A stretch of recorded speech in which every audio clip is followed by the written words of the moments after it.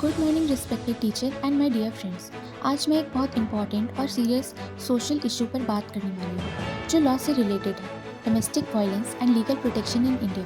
Domestic violence एक ऐसी problem है जो अक्सर घर के अंदर छुपी रहती है, लेकिन इसका इम्पैक्ट बहुत गहरा होता है। ये सिर्फ एक पर्सनल प्रॉब्लम नहीं है, बल्कि एक बड़ा सोशल और लीगल इशू है जो सोसाइटी के बहुत सारे लोगों को अफेक्ट करता है, स्पेशली वुमेन। अगर हम सिंपल वर्ड्स में समझें तो डोमेस्टिक वायलेंस का मतलब है घर के अंदर होने वाला किसी भी टाइप का अब्यूज़। लोग यूजुअली सोचते हैं कि वायलेंस सिर्फ मारपीट होती है, लेकिन ऐसा नहीं है। डोमेस्टिक वायलेंस के अलग अलग फॉर्म्स होते हैं। फिजिकल अब्यूज़, इसमें किसी को फिजिकली हर्ट किया जाता है, जैसे मारना, थप्पड़, धक्का देना या किसी ऑब्जेक्ट से अटैक करना। ये सबसे विजिबल फॉर्म होता है। सेक्सुअल अब्यूज़, इसमें बिना कंसेंट के सेक्सुअल एक्ट करना या फोर्स करना इंक्लूड होता है। मैरिज के अंदर भी बिना कंसेंट के रिलेशन बनाना अब्यूज़ ही माना जाता है। इमोशनल अब्यूज़, इसमें किसी को मेंटली हर्ट किया जाता है, जैसे इंसल्ट करना, कंट्रोल करना, थ्रेटन करना या सेल्फ कॉन्फिडेंस तोड़ना। ये दिखता नहीं है, लेकिन बहुत डेंजरस होता है। डिजिटल अब्यूज़, आज के टाइम में डिजिटल अब्यूज़ भी कॉमन है। इसमें किसी का फ़ोन चेक करना, सोशल मीडिया कंट्रोल करना, पासवर्ड्स लेना या ऑनलाइन थ्रेटन करना इंक्लूड होता है। इन सभी फॉर्म्स में एक कॉमन बात है, विक्टिम की फ्रीडम और डिग्निटी को हर्ट करना। साइकिल ऑफ वायलेंस एक ऐसा पैटर्न होता है जिसमें अब्यूज़ बार बार रिपीट होते हैं, स्पेशली डोमेस्टिक रिलेशनशिप्स में। इस कॉन्सेप्ट को लेनॉर्ड ई वॉकर ने एक्सप्लेन किया था। इसके 4 स्टेजेस होते हैं।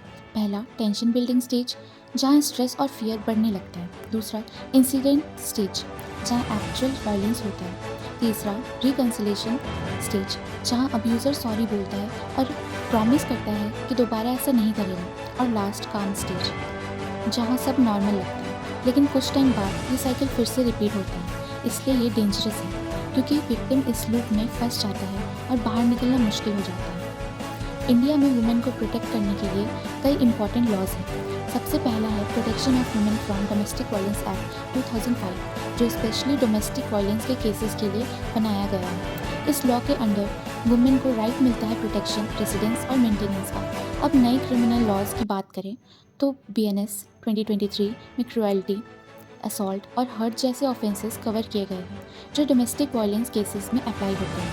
फिर आता है BNSS 2023, जो प्रोसीजर बताता है, मतलब पुलिस कंप्लेंट, इन्वेस्टिगेशन और ट्रायल का प्रोसेस कैसे होगा। और BSA 2023 एविडेंस से रिलेटेड है, जो डिसाइड करता है कि कोर्ट में प्रूफ कैसे प्रेजेंट होगा और कैसे प्रूव किया जाएगा।